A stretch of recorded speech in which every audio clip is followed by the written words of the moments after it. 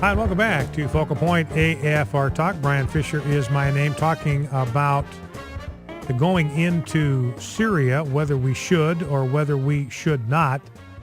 You've got some division even in the Republican camp. Lindsey Graham wants to go in. John McCain's a total war hawk on this deal. He's going to vote no, or said he would vote no on the Senate resolution because it didn't give President Obama enough power to invade Syria. So he's all over this thing. Now, here is the chairman of the Joint Chiefs of Staff, clip number 6, Rob. Martin Dempsey is his name. You know, and Bob Corker here, Senator Bob Corker from the state of Tennessee, asked him a question here about what the big picture is in Syria. What is our objective? This is the chairman now of the Joint Chiefs of Staff. And Senator Corker, in this Senate hearing where the administration is asking for authority from the Senate, from the Congress, to go to war in Syria, to deploy military assets in Syria, and Senator Corker has a natural question to ask, and General Dempsey can't answer the question. Let's listen. The answer to whether I support additional support for the moderate opposition is yes. And this authorization will support those activities in addition to responding to the weapons of mass destruction. I don't know how the resolution will evolve, but I support what you're seeking. What is it you're seeking? I can't answer that, what we're seeking. I have not. I can't answer that, what we're seeking. I got no idea what we're doing in Syria. I've got no idea what the goal is. That is the chairman of the Joint Chiefs of Staff. Now, here's Rand Paul, clip 7, and some energy in this because John Kerry, both President Obama and John Kerry said, hey, the president can go to war if he wants. We've already seen that's absolutely not true. Must have authorization from Congress. This goes all the way back to the debate over the Constitution and the Founding Fathers, great piece by Andy McCarthy today on National Review Online. And he goes back to the framing of the Constitution by the founders. And even Alexander Hamilton, he writes, who probably was the biggest supporter of a powerful executive, acknowledged, Alexander Hamilton said, that the president's commander-in-chief powers are limited, quote, to the direction of war when authorized. In other words, he doesn't have power unless war has been authorized by Congress or unless he has to repel an imminent attack. So unless you're under imminent attack, the only presidential use of force, according to Alexander Hamilton, would be when war was authorized. Here's what James Madison said. The Constitution supposes that the executive is the branch of power most interested in war and most prone to it. It has accordingly, with studied care, vested the question of war in the legislature, or what became known as the Congress. Madison asserted that, quote, in no part of the Constitution is more wisdom to be found than in the clause which confides the question of war or peace to the legislature or to Congress and not to the executive department. As historian Michael Ramsey put it, Madison, Hamilton, Jefferson, Wilson, Washington, J. Marshall, and an array of lesser figures indicated that war power lay primarily with Congress and no prominent figure took the other side. And what McCarthy points out is what the founders were worried about was executive excess, not executive credibility. They were concerned about an executive arrogating too much power to itself. So they said he says the controversy was not between those who wanted a strong executive and those who did not.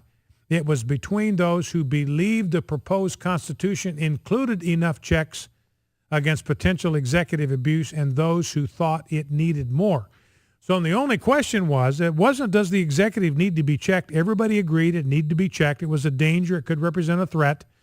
The question was, are there enough checks and balances in this Constitution to keep the executive from getting out of control? So consequently, the framers said one of the checks on the president is Congress and Congress alone has the power to declare war. And one of the things that's specifically in the Constitution, a lot of people don't realize that, is that the budget for military operations has to be renewed every 2 years.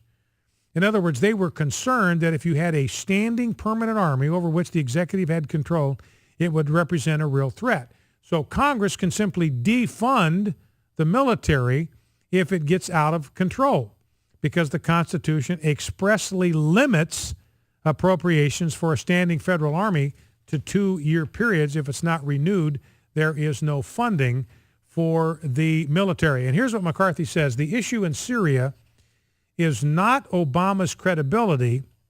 It is that there is no national interest in seeing one set of America's mortal enemies prevail over another, while there is merit in letting them beat each other's brains in if that's what they are determined to do. So he says, look, there is no American interest involved in Syria. There is nobody to support. There are no good guys in Syria.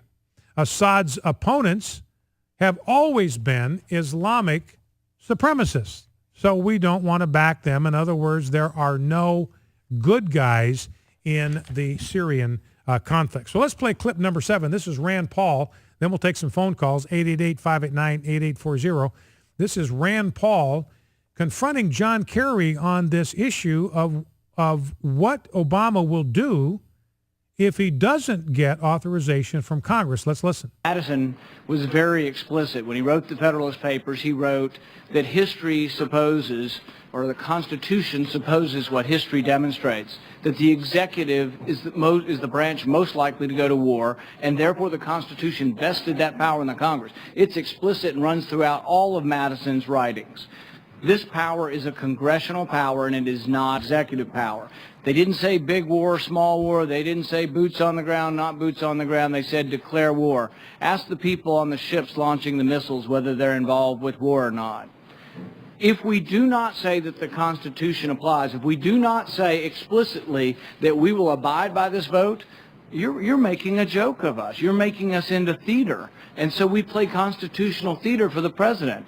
If this is real, you will abide by the verdict of Congress. You're probably going to win. Just go ahead and say it's real, and let's have a real debate in this country and not a meaningless debate that in the end you lose and you say, oh, well, we had the authority anyway. We're going to go ahead and go to war anyway.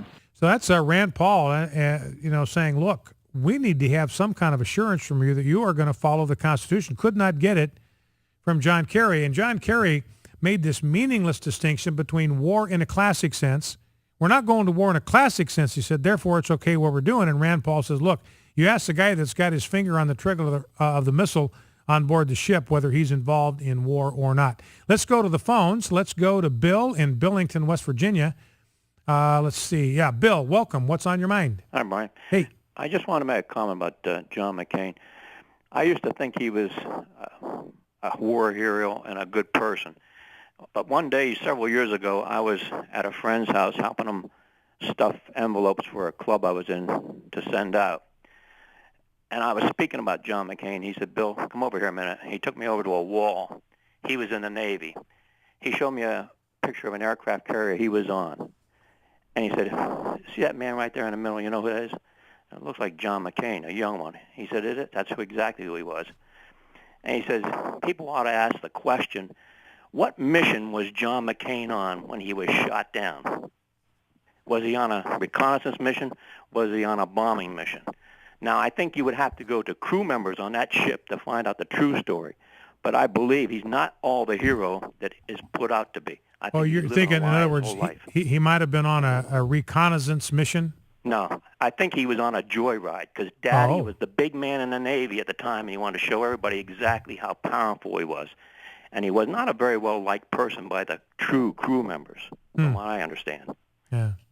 So. Well, and it is interesting, and I don't question, and I understand what you're saying, Bill. I haven't seen that. I'd have to kind of keep an open mind about what you're saying there, but I have no questions about what he endured in the Hanoi Hilton, about his bravery, his courage, his standing strong, what he did there.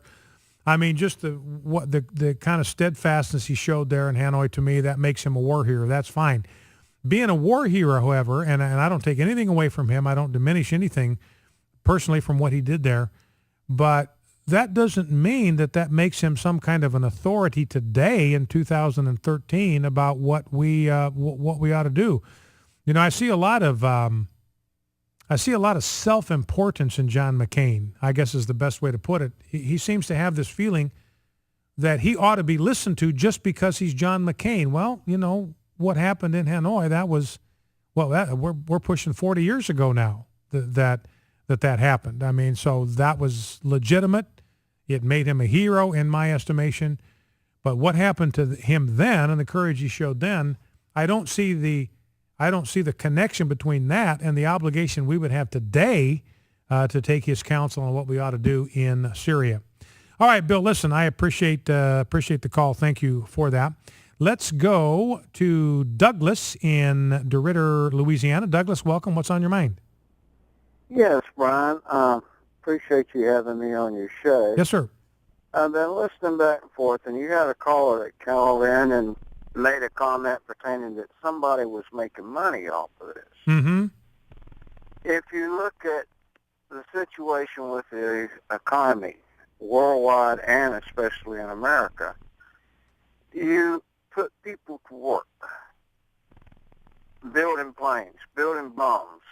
As long as there's a war, if you have no other way to construct and create jobs, to me that would be the political gain alone that Obama would make, as far as him and the Democrats coming up and saying, well, we've created all these jobs. Well, how? How did you create all these jobs? By continually allowing us to be at war? You know, it don't make a whole lot of sense, but if you look at it in that aspect, from World War II, my mother was 17 years of age. She worked for Consolidated Airlines building B-52 bombers in San Diego, California. Yeah. She had a job. All right. Well, that's and I appreciate your call, Douglas. I'm going to have to let you go out of the interest of time. That's kind of an interesting theory.